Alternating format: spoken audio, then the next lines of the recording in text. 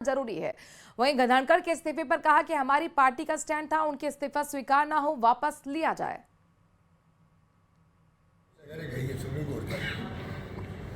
हमने भी प्रयास किया था, हमारी स्ट्राइक चल रही थी जारी हो गई, हमने प्रयास किया था भी चुनाव अभी इस टाइम कैसे करवाएंगे। तब भी हमें हाईकोर्ट ने कहा नहीं आपको चुनाव तो करवाने पड़ेंगे, तो कैसे कराओ, क्योंकि संविधान में संशोधन हो चुका है, चुनाव टाइम पे हो गए ये मुझे याद है। तो आप सोच सकते हो कि और 2-3 राज्य से अगर गए भी है सुप्रीम कोर्ट तक, उन लोग आए चुनाव टाइम पे काम। अब ये पता नहीं क्या कह रहे होंगे कोर्ट से, क्या बात करेंगे, तो टाइम बताएगा चुनाव हो पाएंगे कि नहीं हो पाएंगे। तो चुनाव तो करवाना चाहिए। कांग्रेस पहले तो अविश्वास प्रस्ताव भी लेकर आई थी, उनके खिलाफ शिकायत भी थी कांग्रेस को, और उसके अंदर भी उसके बाद भी। और अब कांग्रेस नेता और प्रवक्ता कहते हैं कि प्राइम मिनिस्टर मोदी जी को समझाना चाहिए, उनको बनाना चाहिए, इस्तीफा जवाब नहीं डालेगा। ये खबरों में आगे बढ़े, लेकिन उससे पहले मारो राजस्थान में भीलवाड़ा से ब्रेकिंग न्यूज आपको बताते हैं। चोरी की बढ़ती वारदात से लोगों में गुस्सा है। नाराज लोगों ने बंद करवा दिया रायला बाजार। और बीते दिनों रायला में आपको बता दें कि चौथ माता मंदिर को चोरों ने निशाना बनाया था। इन सभी घटनाओं को लेकर ग्रामीणों में गुस्सा है और इसीलिए आज रायला के बाजार को पूरी तरह से बंद रखा गया है। लोगों ने टायर जलाकर प्रदर्शन भी किया और रायला पुलिस की कार्यशैली पर सवाल उठाते हुए मांग की है कि पेट्रोलिंग पुलिस की बढ़ानी चाहिए।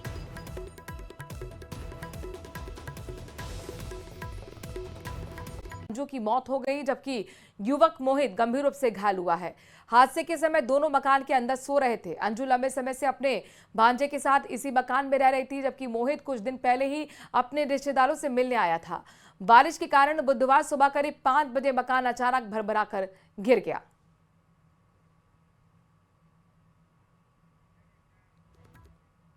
और अजमेर से बड़ी खबर आ रही है, जहां पर ठगों ने पति पत्नी को डिजिटल अरेस्ट कर 40 लाख की बड़ी ठगी को अंजाम दिया है।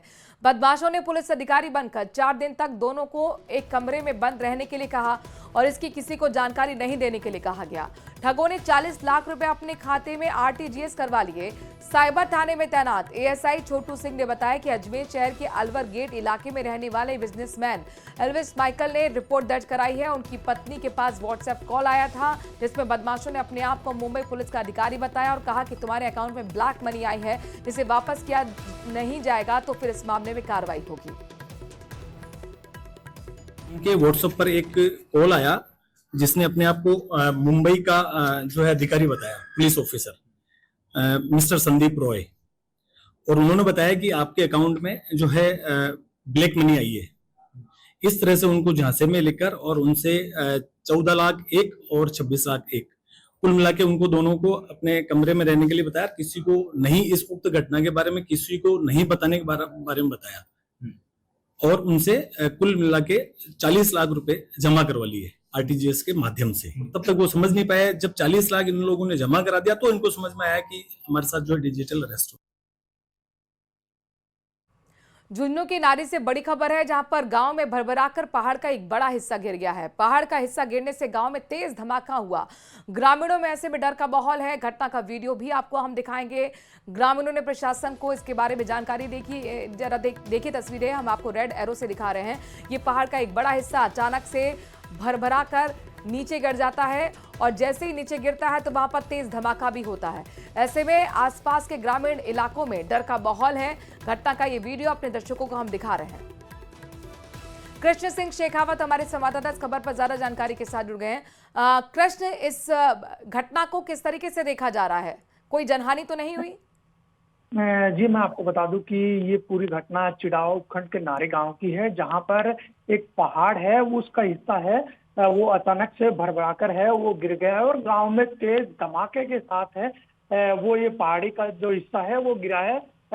धमाके की आवाज के बाद ग्रामीण है वो घरों से बाहर निकले और जो ग्रामीणों ने देखा कि पहाड़ी का बड़ा हिस्सा है वो टूटकर है वो खदान में जाकर गिरा है। इसके बाद जो ग्रामीणों की ओर से चिड़ावा उपखंड प्रशासन को इसकी सूचना दी गई है। सूचना के बाद चिड़ावा तहसीलदार कमलदीप पूनिया है वो मौके के लिए रवाना हुए हैं।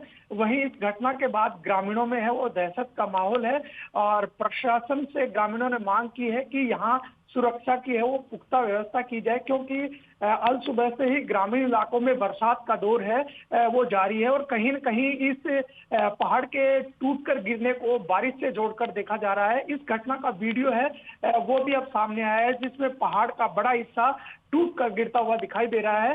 थोड़ी देर बाद प्रशासन के आला अधिकारी मौके पर पहुंचेंगे और मौका मुआयना करते हुए इस मामले को लेकर उनकी ओर से रिपोर्ट बनाकर है वो उच्च अधिकारियों जहाँ को पर सौंपी ये जाएगी। मलबा गिरा है, क्या कोई रास्ता भी यहाँ से गिर जाता है, क्या कोई जाम की भी स्थिति है यहाँ पर?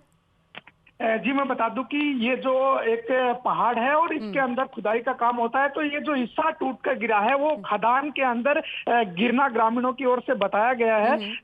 इस के पास कोई रास्ता है वो नहीं लगता है, तो इसका जो बड़ा हिस्सा टूट कर गिरा है वो खदान के अंदर ही गिरा है। ऐसे में कोई जनहानि की सूचना अभी तक सामने नहीं आई है। वहीं प्रशासनिक अधिकारी है वो मौके के लिए रवाना हो चुके हैं। बहुत बहुत शुक्रिया कृष्ण, तमाम जानकारी हम तक पहुंचाने के लिए। उधर झालावाड़ जिले में बारिश से भीमसागर बांध का जलस्तर बढ़ गया है और बांध के 2 गेट खोलकर पानी की निकासी की जा रही है। बांध से 4500 क्यूसेक पानी की निकासी हो रही है। डैम के किनारे बसे गांव को सायरन बजाकर अलर्ट किया गया है। निचले इलाकों को अलर्ट किया जाता है ताकि तमाम जो ग्रामीण उस एरिया में रहते हैं, आसपास रहते हैं, वो सुरक्षित स्थानों पर चले जाएं। आप यहाँ पर सायरन की आवाज को सुन रहे होंगे और ये जाहिर तौर पर राजस्थान के तमाम लोगों के लिए ये खुशी से कम खबर नहीं आंकी जा सकती, क्योंकि इस बार जो अच्छी बारिश हो रही है, औसत से ज़्यादा अच्छी बारिश हो रही है। जुलाई महीने में ही अच्छी बारिश हुई है, लिहाजा कई ऐसे बांध हैं जो पूर्णतः भर गए हैं और गेट खोलकर पानी की निकासी की जा रही है। और यही तस्वीर आपको भीमसागर से भी दिखा रहे हैं। भीमसागर बांध का जलस्तर बढ़ा और 2 गेट खोले गए हैं ताकि पानी की निकासी हो सके।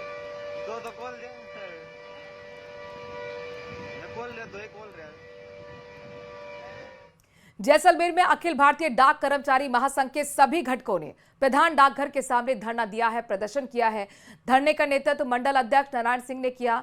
उन्होंने कर्मचारियों की 45 सूत्रीय मांगों को जोरदार तरीके से उठाया। मंडल सचिव शंका सुधार ने कहा है कि कर्मचारियों पर अनावश्यक लक्ष्य थोपकर मानसिक दबाव बनाया जा रहा है।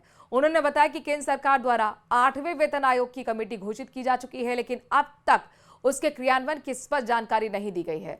डाक कर्मियों ने चेतावनी दी कि उनकी अगर मांगे नहीं मानी जाती हैं तो 31 जुलाई को एक दिन की सांकेतिक हड़ताल भी की जाएगी।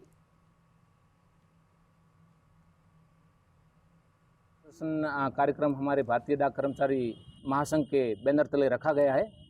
विभिन्न मांगों के चलते, चूंकि हमारे इस यूनियन के भी अलग अलग उपघटक है, 9 घटक है, सारे के सारे एक मंच पे एक बैनर तले हमने ये मांग रखी है और हम संवैधानिक तरीके से, शांतिपूर्ण तरीके से अपनी मांगों को रखते हुए सबसे पहले जो अहम मांग में से एक है 8वें वेतनमान की नोटिफिकेशन की जानकारी हेतु और उसके गजट जारी करवाने के संबंध में हमारे यूनियन के द्वारा आज कार्यालय समय के पश्चात एक दिन का सांकेतिक धरना प्रदर्शन करवाया गया है, जिसमें यूनियन के सभी साथी हमारे साथ भारतीय मजदूर संघ के हैं। सिरोही के शिवगंज से बड़ी खबर है। ढाबे के सामने खड़े बाइक सवार से मारपीट की गई। खुद को बचाने का फरमान, जिसे अरेस्ट किया गया है। 20 जुलाई की रात को करीब 12:30 बजे आपसी कहासुनी में वाजिद पर हमला हुआ था। चाकूबाजी में घायल वाजिद की एसएमएस हॉस्पिटल में मौत हो गई। मृतक वाजिद के पिता सरफराज ने हत्या का मुकदमा दर्ज कराया, जिसके बाद यह एक्शन लिया गया है। इससे कुछ दिन पहले ही आपने देखा विपिन हत्याकांड भी सामने आया था, जिसमें अनस ने विपिन की चाकू मारकर 14 वार कर हत्या कर दी थी और साथ ही वीडियो भी उसने अपलोड किया जिसमें वो चाकू का इस्तेमाल करते हुए लहराते हुए नजर आया था और लिखा था बदला पूरा हो गया। ये घटना अभी कुछ दिन पहले की है। अब एक और इसी तरह की घटना राजधानी में सामने आई है। चाकूबाजी में एक और हत्या हुई। संजय सर्किल थाना इलाके में वारदात हुई है। हालांकि इस मामले में पुलिस ने एक्शन लेकर आरोपी की गिरफ्तारी कर ली है। फरमान को अरेस्ट किया गया है।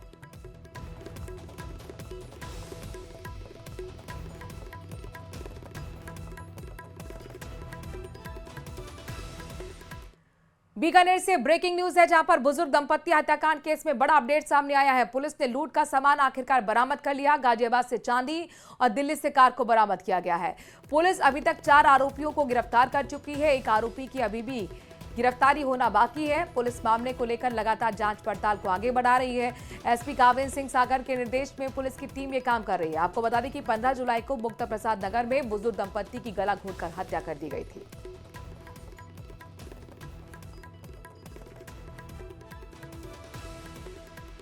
बहरोड में दिल्ली जयपुर राष्ट्रीय राजमार्ग पर कंटेनर अचानक अनियंत्रित होकर सड़क पर पलट गया है। बड़ी खबर आपको बता रहे हैं।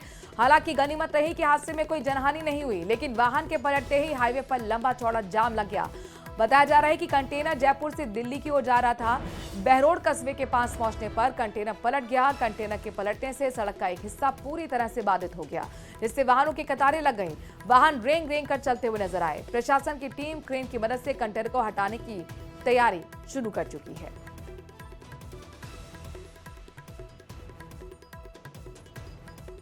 तो दिल्ली जयपुर हाईवे पर कंटेनर के पलटने से लंबा चौड़ा जाम आप देख पा रहे हैं। हालांकि अच्छी बात यह है कि किसी तरह की कोई जनहानि नहीं हुई, लेकिन अब जाम को खुलवाने की तैयारी हो रही है और क्रेन की मदद से कंटेनर को हटाया जा रहा है। सड़क का एक हिस्सा पूरी तरह से बाधित आपको दिख रहा होगा। लंबी चौड़ी कई किलोमीटर की यहां पर वाहनों की लाइन नजर आ रही होगी।